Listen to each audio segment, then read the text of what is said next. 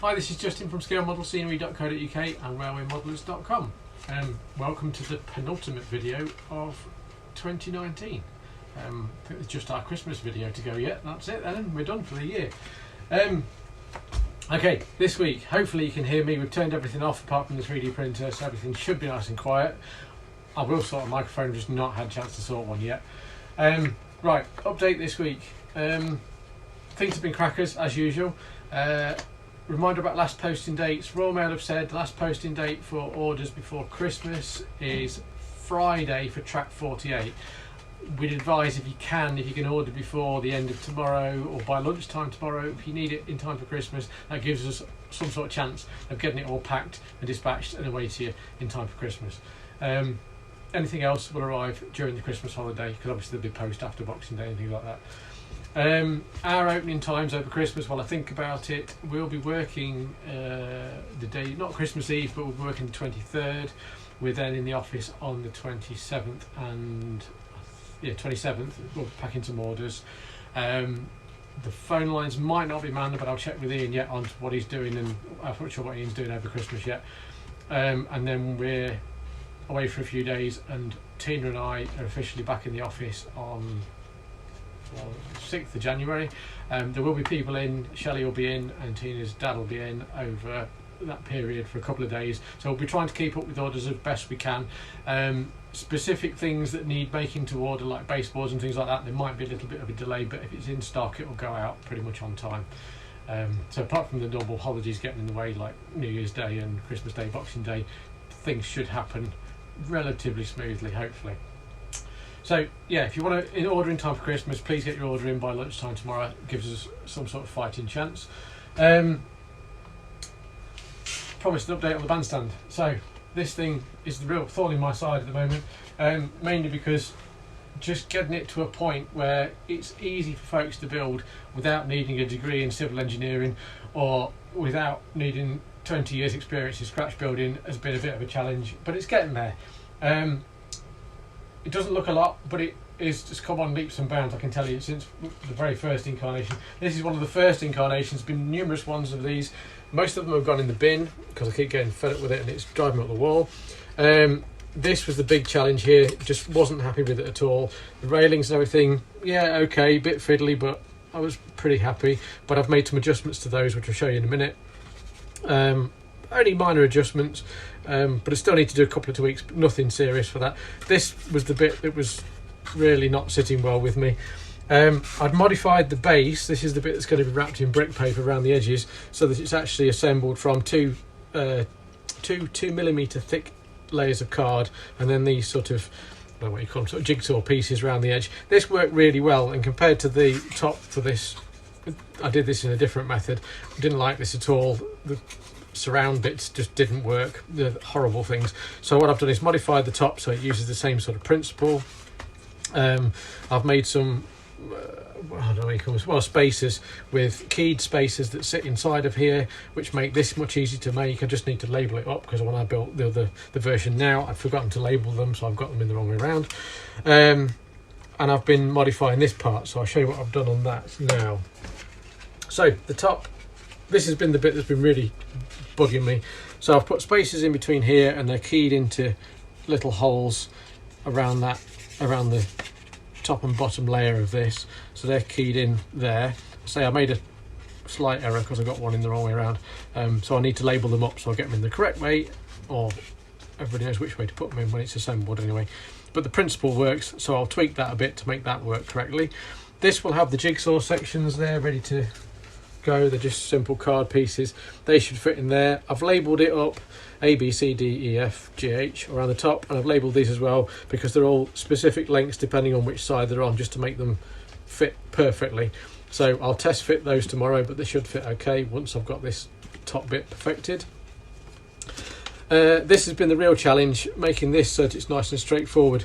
What I did before was glued these triangular pieces, or trapezium shaped pieces, trapezoidal shaped pieces, on, just following a line here, and leaned them up against this centre column with a bit of a sort of a spacer to give us a ledge there, but didn't like the way it went. So what I've done is I put fins on it instead now. So these fins will sit inside sit in there in the slots. They line up with the corners on each of the octagonal centerpiece there. That sits like that, and then wherever my other bit's gone, there it is. These are the roof sections. That will then sit inside there, and you glue that in like that. These fins may need to be a little bit taller because they're actually quite raised on the actual prototype, on the real version of the Bandstand at Tenby. And then where you've got the lines on here, I'm looking at gluing on smaller fins to give you the same ridged effect on the roof. What I can't make up my mind to do though is to whether to make wraps for everything, so it's all got the colours and everything and all the weathering on it, or whether to leave it plain and allow people to paint it. I'm not sure. I think I'll probably wrap it, to be honest, but there will be a lot of wrapping and a lot of cutting. But I think it'll work quite well. The easiest option actually on these fin pieces might be to paint the fins first, just along these sections here. Paint those green, because I think the roof's green and grey. Paint those green and then have a grey wrap which sits on there, and then just glue the cardboard fins on, which will be grey anyway. So that should look quite neat and tidy, I think. But I'll have a play with that anyway. Otherwise it might be necessary just to put a fin effect on there, or a ridged effect on there, not fin, a ridged effect on there as part of the wrap. So it looks like it, but it's not actually raised. Once I've got that right, which I'll finish tomorrow, this top piece will follow the same kind of principle. I've just cut these two fin pieces, or truss pieces, whatever you want to call them, just to see whether the principle works. It will do, apart from I've got to adjust them. Obviously, if you add more in around there, you've got a thickness of card building up in the middle. The more you add, the thicker this middle bit of the card gets. So I've got to adjust my sizes so they all fit in there perfectly. But the same principle will apply to that bit as this. It'll work in the same way. So there'll be little triangular pieces that sit on there which finish the roof off. Again, they'll be wrapped. There'll be a lot of wrapping on the parts, but should work nicely anyway. So that's well, infinitely further on than it was before, and it works infinitely better than it worked originally. So that's that. The base is sorted. That then sits on there, obviously, and that will sit on the top. Now what I've done on this, when I was building this originally, my pegs that I put on the bottom of each of these sets of railings weren't very deep, and they were a bit fiddly to try and get them in. So I've just extended all the fins, or the fins on the brain. Right, I've extended the pegs on all of these to make them much easier to locate. I've done that on the top and bottom. The only thing I've just found when I've just ran this is the first time I've cut this for a couple of weeks, where they upgraded the tube on the left-hand laser last week. The tube is now more powerful, which means it's damaged some of the detailing to the railings at the top here, to the wrought ironwork. So I've got to adjust that so that it cuts perfectly next time. So again, I'll do that tomorrow. I've also adjusted these so that as the posts, so when you build these, they're a lot easier to build now. They just locate better. The sides and things just go together better anyway. So once I've tweaked that again, that should go together much easier. The steps will be better. Steps are over on my desk, but I've again just extended a few bits. When I put the steps on here before, there was too much of a gap between the angled railing and this part of the railings here. There was too much of a gap between there and the step railing, so I've adjusted that so they sit closer now, so that'll be much better. So generally it's come on leaps and bounds from where it was before. I've got some of the wraps drawn anyway for the bottom, for the base. I've got the brick wrap for that sorted. I've got the concrete wrap for the floor part, and I've also done a wooden version as well. There'll also be, still got to do the wooden wrap for inside of the underside of the roof. These have got a bit of decorative pattern on, which I'll sort as well for that. So it's all coming together much further on than it was. So it's, as I've been saying, it's imminent, but it is way more imminent than it was. So making progress at last. Couple of other things this week before we finish, as it's getting late on Wednesday afternoon. Loads of people asked about this over the last few months, and a couple of chaps spoke to me at Worley about it. Longer lengths of tube clamp railing in N-gauge, finally ready, LX176N. These will be available on the website possibly this evening if I get a chance to put them on before I finish writing the newsletter. If not, they'll be on the site tomorrow and definitely by the weekend. So LX176N. These basically just give you a much longer run of tube clamp railings. So if you've got a longer section down the side of a depot, you want it from a depot roof, things like that, gives you a lot more to work with than our standard pack, which is LX97N. We do these in double O as well, the longer version. I think the N gauge one gives you, just measured it, was it 260 millimetres, did I say to you? I think it was 260 millimetres, I think, there. So you've got 3 lots of 260, 3 twos. So it's roughly, yeah, just over 70 centimetres anyway. Fair bit there in one pack. So I'll get those live on the site hopefully later. Sad news this week.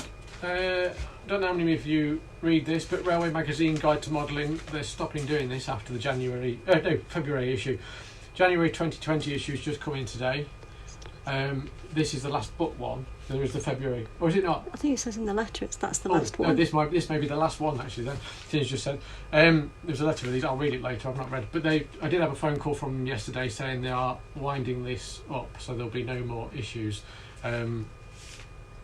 Possibly after this one, it may be after February, but it's a bit sad really. It's quite a decent magazine for a freebie, so sorry to see it go really. But there we go, onwards and upwards I guess. Right, the other thing, a bit odd, but while Tina and I were having our board meeting this morning, which we do occasionally, we're discussing loads of various things, and all of a sudden I had this strange idea. I don't know why it came to me at that time, but we've got loads of MDF offcuts, and I never know what to do with them. And I suddenly thought, I think I saw a picture of a low relief building somewhere, and I just thought, how about we possibly supply essentially craft shapes, but in useful shapes for railway modelling. So would any of you be interested in these sorts of things? So just a simple low relief industrial unit end wall, no wraps, nothing, no detailing, nothing. It's just simple shape which you can then do your own thing on. So you could wrap it with paper, brick papers, corrugated panelling, things like that. You could really go to town on it, do whatever you want in your own colours, your own liveries, things like that. Just gives you the basis of an ultra low relief building, but really simple and a starting point really. You could do all sorts of shapes and sizes, do factories, North Light factories, oh man, other things. So if there's any interest, please pop a comment in or reply to the newsletter email and let us know whether you think they're useful or not. If not, fine, no problem. It's just an idea really, to get some board used up, and they'd be, I don't know, we'd probably do several in a pack for a couple of quid sort of thing. It wouldn't be very dear at all because we've got loads of the board kicking around, and it'd be ideal just to do something with them. So and also of course they could work for N gauge, double O gauge, even O gauge. We could do all sorts of sizes and things and different variations, but it might be something that you think is a good idea, or you might think it's daft. I don't know. Anyway, that's about it.